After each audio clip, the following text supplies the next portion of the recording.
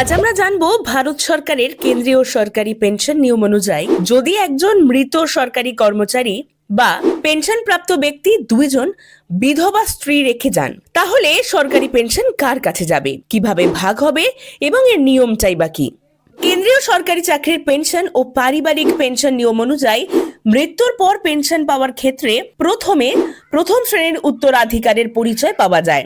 এখানে পরিবার পেনশন বলতে বোঝায় সেই মাসিক অর্থ যা মৃত সরকারি কর্মচারীর বাকি পরিবারকে তার মৃত্যুর পর দেওয়া হয়।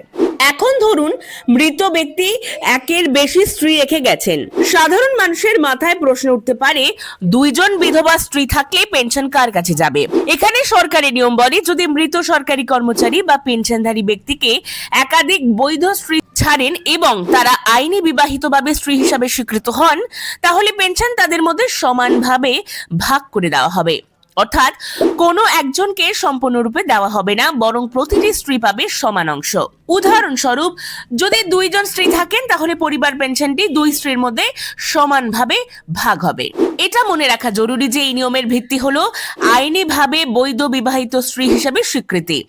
সরকারি নিয়মে উইডো বা বিধবা বলতে বোঝায় শুধুমাত্র সেই স্ত্রী যার সাথে বৈধভাবে বিয়ে হয়েছে। কিছু ক্ষেত্রে যদি একজন স্ত্রী মারা যান বা পেনশন পাওয়ার যোগ্য না হন, তাহলে তার ঘাটতি অংশ বাকি বিধবা স্ত্রীর কাছে চলে যাবে বা তার যোগ্য সন্তানের কাছে চলে যাবে, যদি সেই সন্তানের যোগ্যতা পূরণ হয়। এছাড়া যদি মৃত ব্যক্তি এমন কিছু নথি রেখে যান যেখানে তিনি বিশেষভাবে পেনশন ভাগের অনুপাত নির্দিষ্ট করে থাকেন, তাহলে সেই অনুপাতও প্রয়োগ করা যেতে পারে, তবে তা সবসময় সরকারি নির্দিষ্ট নিয়মের সঙ্গত হতে হবে। অনেক সময় শোনা যায় যে দ্বিতীয় স্ত্রীকে পেনশন দেওয়া যাবে কিনা।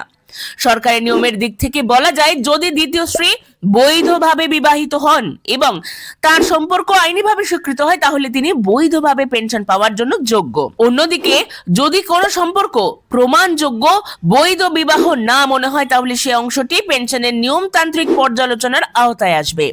এই নিয়ম প্রয়োগের সময় দায়িত্ব থাকে সংশ্লিষ্ট সরকারি দপ্তর এবং পেনশন অফিসারদের উপর, যারা আইন ও সরকারি প্রশস্ত নীতিমালা অনুযায়ী সিদ্ধান্ত নেন। সব মিলিয়ে বলা যায়, কেন্দ্রীয় সরকারি পেনশন নিয়ম অনুযায়ী যখন কেউ মারা যান এবং তিনি একাধিক স্ত্রী রেখে যান, তখন পরিবার পেনশন আইনি বৈধ স্ত্রীদের মধ্যে সমানভাবে ভাগ করা হয় এবং পরে যদি কোনো বিধবা স্ত্রী পেনশন পাওয়ার যোগ্য না থাকে, তাহলে তার অংশ অন্য যোগ্য সদস্যদের কাছে পৌঁছতে পারে। আজকের এই ভিডিওতে আমরা শিখলাম, দুইজন বিধবা স্ত্রী থাকলে সরকারি পেনশন সমান ভাগে দেওয়া হয় এবং তা কেন্দ্রীয় সরকারি পেনশন নিয়ম অনুযায়ী পরিচালিত হয়। আশা করি ব্যাখ্যাটা আপনার জন্য পরিষ্কার হয়েছে। এই ভিডিওটি শেয়ার করে অন্যদেরকেও এই তথ্য শেয়ার করতে সাহায্য করুন।